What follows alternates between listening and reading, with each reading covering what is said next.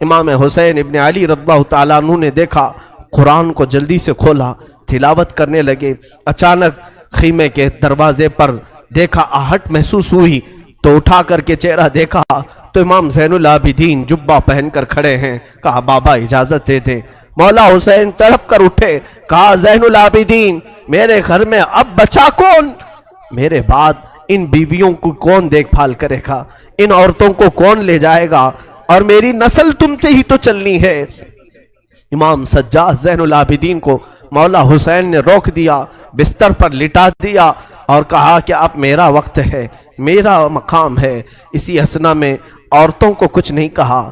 فضہ کنیز تھی فاطمہ زہرا کی، بلایا، اے فضہ جاؤ، اندر بیبیوں کے پاس ایک صندوق ہے، اس صندوق میں ایک جبہ رکھا ہے، وہ جبہ اٹھا لاؤ، لیکن خبردار زینب کو مت بتانا، زینب سے مت کہنا۔ وہ فضہ گئی، جلدی سے وہ صندوق کھولنے لگی اور جبہ اٹھایا تو بی بی زینب دیکھ لی۔ کہا کیا کر رہی ہو؟ کہا یہ جبہ لے جانے کے لیے مولا نے حکم دیا ہے۔ وہ دوڑتی ہوئی آئی، لا میں یہ جبہ لے کر کے جاتی ہوں۔ وہ خود اپنے ہاتھوں سے لے آئی مولا حسین کے خیمے میں اور وہ جبہ لا کر کے دیتی ہیں اور پہناتی ہیں۔ امام حسین نے کہا زینب تجھے معلوم ہے اماں کہتی تھیں، فاطمہ الزہرا نے کہا تھا حسین یہ جبہ سنبھال کر رکھنا، یہ تیرے بابا حیدر کرار کا ہے جو رسول اللہ نے انہیں دیا تھا اور مجھے وصیت کی تھی فاطمہ تیرا بیٹا جب بھی مصیبت میں آئے تو یہ جبہ اسے پہنا دینا۔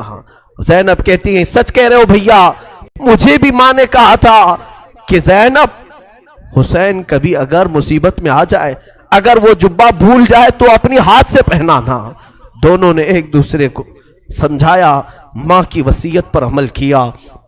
وہ کیسا منظر تھا جب حسین دولہا کی شکل اختیار کر گئے تھے، رسول اللہ صلی اللہ علیہ وسلم کا امامہ پہنا ہوا ہے اور جبہ مبارکہ حیدر کرار کا جو رسول کا عطا کیا ہوا ہے، جعفر طیار کا پٹا باندھا اور امیر حمزہ رضی اللہ تعالیٰ عنہ کی تبرکات آپ کے ساتھ تھے، تلوار حیدر کرار کی ذوالفقار آپ کے ہاتھ میں تھی۔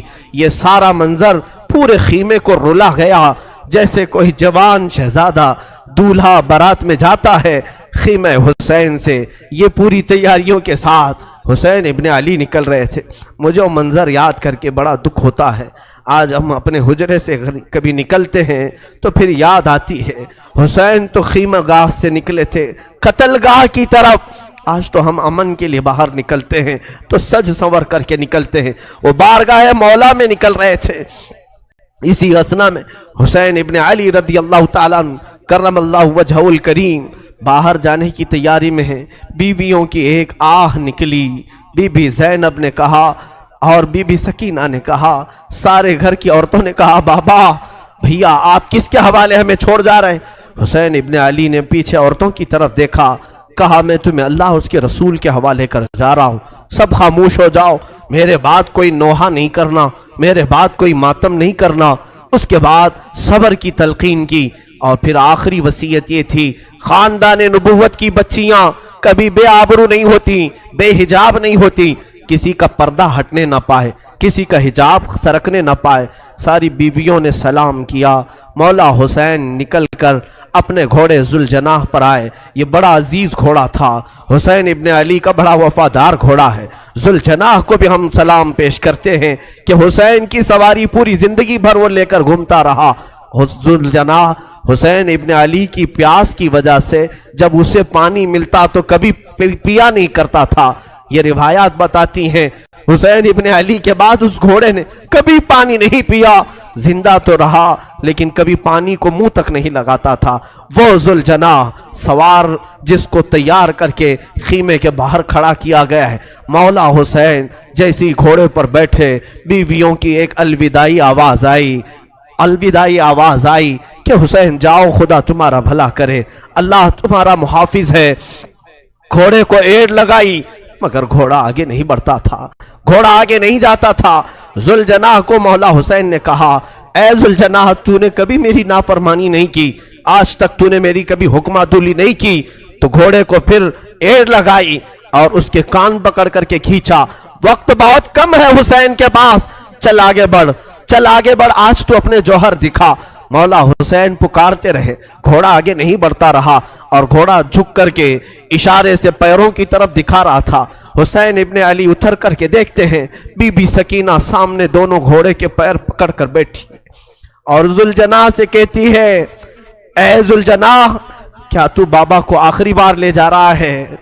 کیا اب تو آخری بار لے جا رہا ہے؟ ہمارے گھر کی تمام روشنیاں تو لے جا رہا ہے، ہمارے گھر کا سورج غروب کرنے لے جا رہا ہے۔ بچی چھوٹی سی گھوڑے کے سامنے کے پیروں کو پکڑ کر بیٹھی ہے۔ مولا حسین گھوڑے سے اتر آئے، بی بی سکینہ کو اٹھا لیا، گود میں اٹھا لیا، ماتھے کے بوسے لیے اور کہا، سکینہ، تم نے علی اصغر کی موت پر صبر کیا، علی اکبر پر صبر کیا، ساری لاشیں تو نے دیکھی، اب تو اپنے بابا کے ساتھ بھی صبر کا مظاہرہ کر، تو اپنے بابا کے ساتھ بھی صبر کا مظاہرہ کر۔ بی بی سکینہ کو اسی طرح لوٹا دیا گیا۔ وہ خیمے میں جا کر حسرت بھری نگاہوں سے دیکھتی رہ گئی، چوکھٹ پر کھڑی رہ گئی۔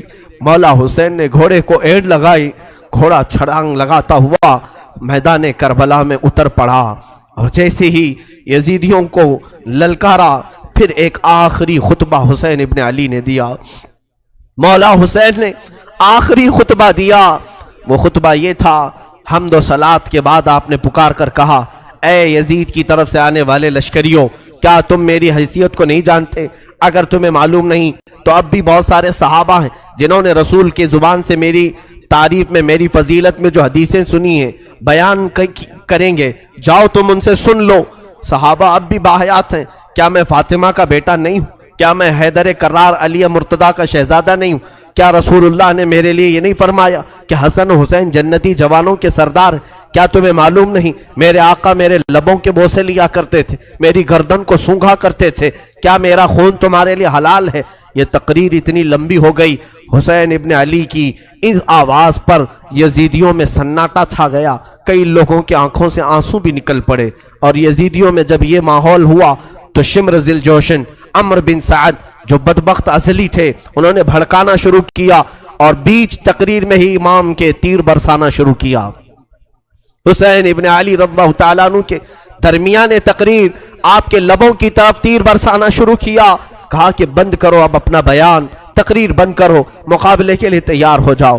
امام حسین نے دیکھا کہ یہ اب کسی طرح باز آنا نہیں چاہتے، میرا خون پی کر کے ہی انہیں سکون ملے گا، تو آپ نے پھر اپنی تلوار لہرائی، جو سامنے آتا تھا اسے کاٹتے چلے گئے، جو جس طرح سے آتا تھا اسے قتل کرتے گئے۔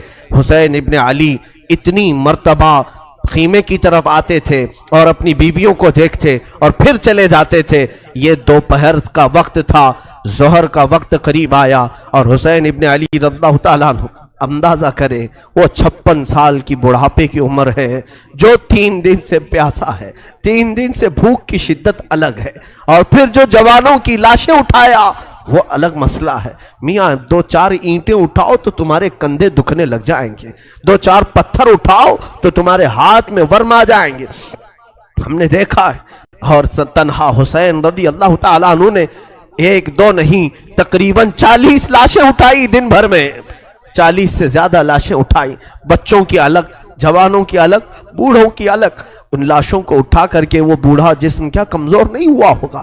پیاس الگ ہے، بھوک الگ ہے، بیویوں کا رونا الگ ہے، انہیں بے بسی پر چھوڑ کر آنا یہ غم الگ ہے۔ ہم تو بے حال ہو جائیں گے، ہم تو غموں سے مر جائیں گے۔ اسی لیے صبر حسین پر میں سمجھتا ہوں دنیا کے کوئی شخص پہنچ نہیں سکتا، اس استقامت پر کوئی نہیں پہنچ سکتا۔ حسین ابن علی دوپہر کے وقت مولا حسین کربلا کے میدان میں گر گئے، تنہا علی کا لال خاروں میں گر گیا، وہ فاطمہ کا لاڈلا ہزاروں میں گر گیا۔ اب حسین ابن علی کے متعلق جو میں نے شروع میں کہا تھا، فاطمہ کے لاڈلے کا آخری دیدار ہے، فاطمہ کے لاڈلے کا آخری دیدار ہے، حشر کا ہنگامہ برپا ہے، میان اہل بیت درمیان اہل بیت رسول اللہ کے اس شہزادے نے پھر للکارا، لوگوں کو للکارتے رہے، اور قتل کا یہ بازار گرم تھا۔ عمرو بن سعد نے کہا حسین نے تنہا 50 لوگوں کو مار دیا، تم تنہا حسین کو کیوں نہیں مار پاتے؟ تنہا حسین کو کیوں نہیں مار پاتے؟ حسین ابن علی رضی اللہ تعالیٰ عنہ کے متعلق ایک روایت میں یہ بھی بتا دوں میرے عزیزو، اس حالت میں بھی حسین ابن علی نے सखावत का दरिया नहीं रोका था। आपकी शान ये थी कि अब्दुल्ला नाम का एक शख्स कूफा का रहने वाला, वो उस वक्त कूफा में नहीं था जब ये मारके सर हुए थे। वो 6 महीने कहीं तिजारत पर गया था, वापस आया तो उसने कूफा में देखा पूरा बाजार खाली है, घर खाली है। अपनी बेटियों से पूछा क्या हो गया, कूफा में सब दुकानें बंद हैं, सब घर में ताले लगे हुए। उसकी बेटी ने कहा सुना है हाकिम वक्त के खिलाफ किसी शख्स ने बगावत की है और उस बागी का सर कुचलने के लिए पूरे कूफा वाले गए। अब्दुल्ला कहता है मुझे मालूम नहीं था कौन सा बागी है, किसने बगावत की। और फिर उनकी बेटियों ने कहा अब्बा जान आप भी घर में ना बैठे, इसलिए कि हाकिम कूफा इब्ने जियाद ने ऐलान किया है अगर कूफा में किसी घर में कोई जवान बाकी रहा और करबला नहीं गया तो हम उसको तलवार से छलनी कर देंगे, कत्ल कर देंगे। तो अब्दुल्ला कहता है मुझे डर था, मेरी जान का भी खौफ था कि अगर यहाँ रहते हुए पकड़ा गया तो मारा जाऊंगा। कहा ठीक है मैं भी जाता हूँ उस बागी के खिलाफ, उस बागी को मैं भी मुकाबला करके कत्ल कर सकता हूँ, देखूंगा। अपना घोड़ा लिया, तलवारें ली और निकलने लगा।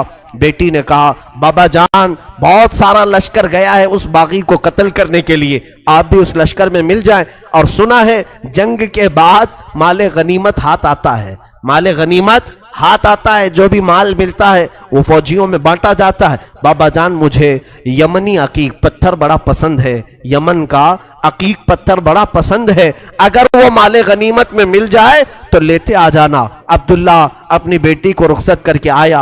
वो कहता है दोपहर का वक्त था जब मैं करबला में पहुंचा, ये 10वीं मुहर्रम थी। मैंने देखा एक शख्स घोड़े पर बैठा है और उसके पीछे 40-50 लोग दौड़ रहे हैं, कोई इधर से आ रहा है कोई उधर से आ रहा है। मैंने लोगों में से कूफियों में से एक से पूछा कि एक ही आदमी है, तुमने कहा था बागियों की जमात है, एक ही आदमी है और 50-50 लोग उसके पीछे दौड़ रहे हैं।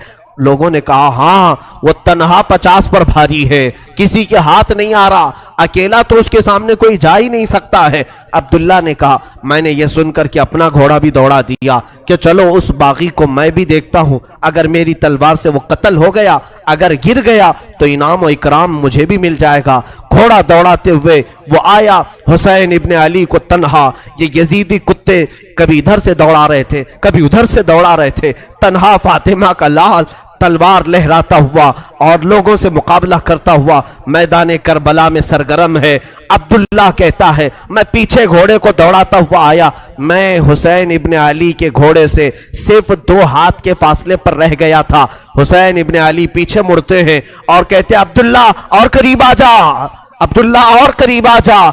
मैं डर गया, ये कौन बागी है जो मेरा नाम भी जान रहा है, मेरा नाम जानता है। अब्दुल्ला कहता है मुझे थोड़ी सी जिस्म में कपकपाहट हो गई, खौफ सा हो गया कि ये मुझे जानता कैसे है, कहीं मेरे पहचान वाला तो नहीं। मैं और आगे बढ़ गया, जैसे ही मेरा घोड़ा उसके घोड़े के करीब लगाया, हुसैन इब्ने अली ने अपनी उंगली से अंगूठी निकाल करके कहा जा तेरी बेटी ने यमनी अकीक जो मांगा था उसे दे देना, इसमें नग जो लगा है वो यमनी अकीक का है, यमनी अकीक का नग लगा है। क्या तू अपने घर से निकल रहा था, तेरी बेटी ने अकीक नहीं मांगा था? अब्दुल्ला कहता है उसी दिन मुझे एहसास हुआ नबी क्या है, नबी के शहजादे क्या है, नबी का इल्म कहाँ होगा। मेरे अजीजों, हुसैन इब्ने अली ने उस दिन भी सखावत के दरिया को रोका नहीं। अपनी अंगूठी निकालकर जैसे ही अब्दुल्ला को दिया, उन्होंने अंगूठी जैसे लिया और सलाम किया, कहा मौला हुसैन अब अंगूठी लेकर जाने में क्या मजा है, मैं तो अपनी जान तुम्हारे कदमों पर निछावर करके जाऊंगा। यजीदियों से लड़ते लड़ते वो हजरत अब्दुल्ला भी वहीं करबला में शहीद हो गए, उनके हाथ में अंगूठी वैसी की वैसी रह गई। मौला हुसैन उस वक्त भी नवाजना नहीं छोड़ते हैं, अता करना नहीं छोड़ते हैं, इसीलिए ये सखावत का घराना है, ये सखी लोगों का घराना है। उस घराने में इनकी परवरिश हुई है जहां 5 दिन भूखे रहने के बाद भी अगर कोई फकीर आता तो उसे ये नवाज दिया करते थे, घर की सारी ग़िज़ाएं दे दिया करते थे। मौला हुसैन रज़ी अल्लाह ताला उन यजीदियों के जत्थे में ऐसे घिर गए थे। दोपहर का वक्त आया, अचानक आपको एहसास हुआ जुमा का दिन है, आज पूरी दुनिया में मेरे नाना का खुतबा पढ़ रहे होंगे लोग اور جمعہ کی امامتیں ہو رہی ہوں گی، حسین یہاں پر تنہا ہے، جمعہ کی نماز بھی نہیں ہو رہی ہے، مسافر پر جمعہ نہیں ہے، لیکن جمعہ کے وقت کا احترام تو کرنا ہی چاہیے تھا۔ آپ نے ان سے کہا اے لوگوں، ہاں میں جانتا ہوں مسافر پر جمعہ نہیں، کیا اس وقت کا احترام بھی نہیں کرو گے؟ جنگ بندی نہیں کر سکتے، جنگ تھوڑی دیر کے لیے روک نہیں سکتے کہ اس وقت کا احترام باقی رہے؟ اسی اسنا میں آپ نے کہا 2 رکعت نماز پڑھنے کی اجازت مل جائے۔ اللہ اللہ، حسین تمہارے سجدوں کو سلام۔ دنیا آج بھی قتل ہونے والے سے آخری خواہش پوچھتی ہے، تو آخری خواہش لوگ یہ بتاتے ہیں گھر والوں سے مل لوں گا، فلاں وصیت کر دوں گا، یہ جائیداد کے پیپر دیکھ لوں گا۔ ہماری وصیتیں، ہماری خواہشات دنیاوی ہوتی ہیں۔ مولا حسین نے آخر وقت میں اگر کوئی تمنا کی تھی 2 رکعت نماز پڑھنے کی، 2 رکعت نماز پڑھنے کی۔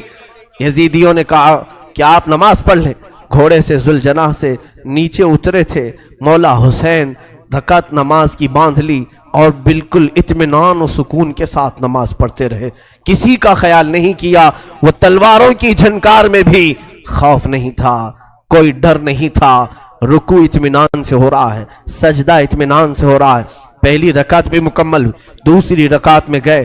عمرو بن سعد اور شمر ذی الجوشن نے پکار کر کے کہا اے ظالموں، اب کیا دیکھتے ہو؟ یہ اچھا موقع ہے، اس حسین کا خاتمہ کر دو، یہیں پر اس کا کام تمام کر دو۔